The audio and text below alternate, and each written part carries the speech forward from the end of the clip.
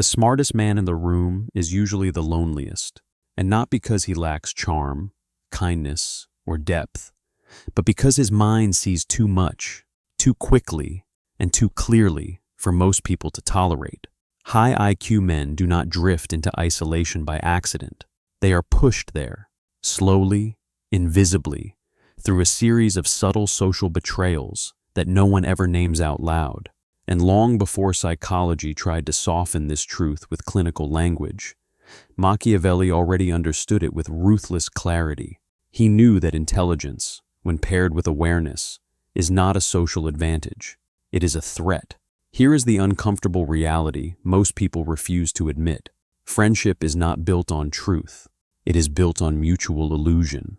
People bond over shared blindness, shared narratives, shared lies they agree not to question. The moment one man sees through those lies, the bond weakens. The moment he points them out, the bond dies. High IQ men are not friendless because they are arrogant or cold. They are friendless because they disrupt the emotional economy that keeps groups stable. Machiavelli would say they violate the unspoken contract of power that governs human connection. From the very beginning, intelligent men notice patterns others miss. They sense motivations beneath words. They hear what is not being said. They feel the tension between appearance and reality. And once you see that, you cannot unsee it. Machiavelli believed that most people do not want to understand the truth of human nature. They want comfort. They want reassurance. They want to feel morally superior while acting selfishly, to feel loyal while betraying, to feel rational while being driven by fear and desire. The intelligent man ruins this fantasy simply by existing. Imagine a group of friends laughing together. On the surface, everything looks warm and genuine, but the high IQ man notices the hierarchy instantly. He sees who dominates the conversation, who seeks approval, who hides resentment behind jokes. He sees how alliances form and dissolve. He sees how affection is conditional. Machiavelli would argue that this awareness makes him dangerous, not because he intends harm, but because he understands the game too well. And people fear those who understand the game. This is where isolation begins. Not dramatic isolation, not sudden rejection, but subtle distancing. Invitations slow down. Conversations become shallow. People stop sharing their real thoughts. They sense, often unconsciously, that this man cannot be manipulated easily. He cannot be flattered into submission. He cannot be guilted into loyalty. He cannot be controlled through group pressure. Machiavelli warned that people do not love those they cannot control. They tolerate them at best. They eliminate them at worst. High IQ men often make the fatal mistake of believing friendship is about honesty.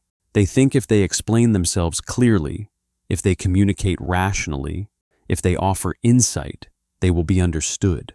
Machiavelli would shake his head at this naivety. He knew that truth is not persuasive. Power is. Emotion is. Perception is. When an intelligent man corrects someone, even gently, he is not seen as helpful. He is seen as threatening. When he remains silent, he is seen as distant. When he speaks, he is seen as arrogant. There is no winning move. This creates a paradox that slowly crushes him. To belong, he must pretend not to see what he sees.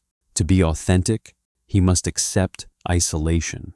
Machiavelli understood this dilemma deeply. He wrote not for the masses, but for those who could handle the cold mechanics of reality. He knew that clarity comes at a cost. The clearer your vision, the fewer companions you will have on the road. There is another layer most people never consider. High IQ men are not just aware of others.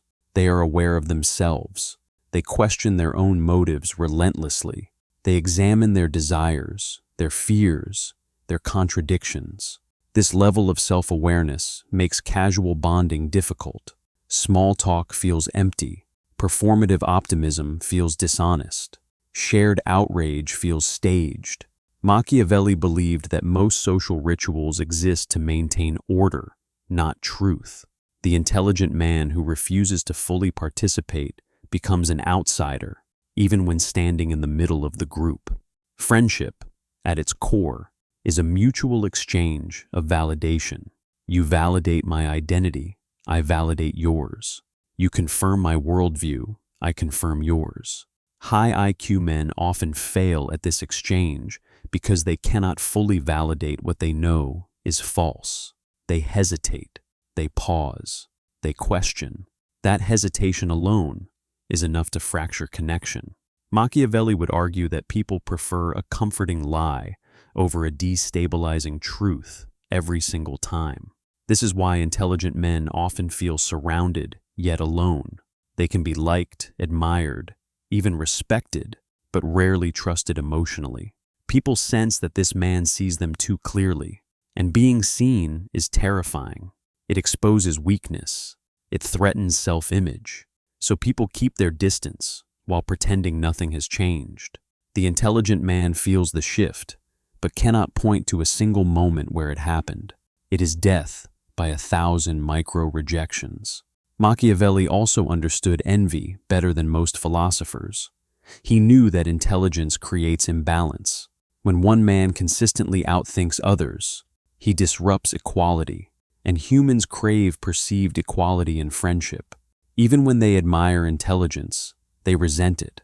They feel smaller in its presence. They feel judged even when they are not.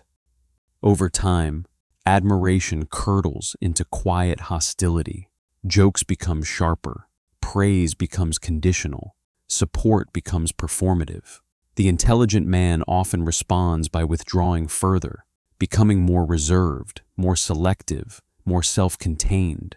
This withdrawal is misinterpreted as superiority, but in truth, it is self-defense.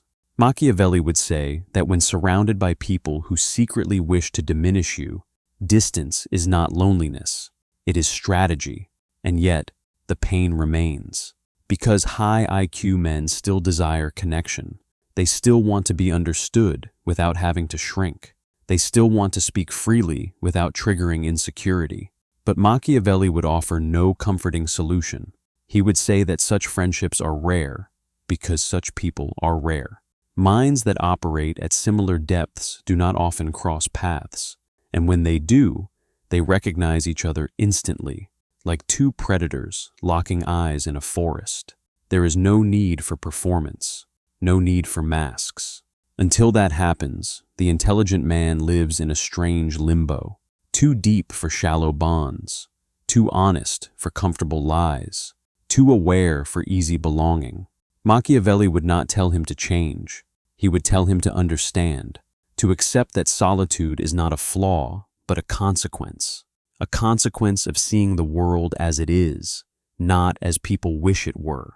And once you truly grasp this, you stop asking why no one stays, and you start asking why you ever expected them to stay in the first place.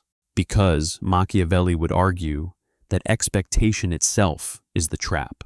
Expecting friendship to survive clarity is like expecting fire not to burn. Once you understand how people truly operate, you realize most relationships are not built to endure exposure. They are built to endure agreement. And high IQ men, whether they want to or not, are agents of exposure. What most people call friendship is really a fragile alliance of convenience.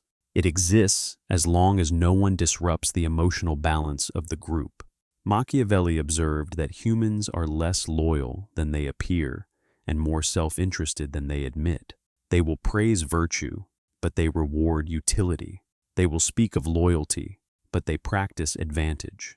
The intelligent man sees this not as cynicism, but as pattern recognition, and once he sees it, he cannot pretend otherwise without betraying himself. This creates a silent tension. The high IQ man begins to censor himself, not because he lacks opinions, but because he understands the cost of expressing them. He knows that truth spoken without regard for emotional consequence is social suicide, but he also knows that constant self-suppression leads to internal decay. Machiavelli would say this is where most intelligent men break. They either dilute themselves to belong, or they isolate themselves to remain whole. Neither path is painless. When intelligent men do choose to speak, they often do so calmly, logically, without emotional manipulation. Ironically, this makes things worse. People do not respond to logic when their identity is threatened. They respond with defensiveness, projection, and moral outrage. Machiavelli understood this centuries ago. He knew that people rarely attack ideas. They attack the person who makes them feel exposed.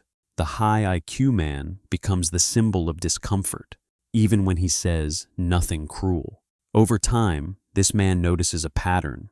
People enjoy his intelligence from a distance, but resist it up close. They like hearing his insights when they feel superior, but resent them when they feel inferior. They want his perspective when it confirms their beliefs, but reject it when it challenges them. Machiavelli would call this predictable. He would say, the masses love wisdom only when it serves their ego. This is why intelligent men are often used, but not embraced. People come to them for advice, clarity, strategy. They benefit from their mind, then retreat when the mirror is turned back on them. Friendship becomes transactional without being reciprocal. The intelligent man gives understanding and receives avoidance. Eventually, he stops giving altogether. And here lies another brutal truth. High IQ men often make others uncomfortable simply by remaining calm. In moments of chaos, panic, or emotional outburst, the intelligent man observes.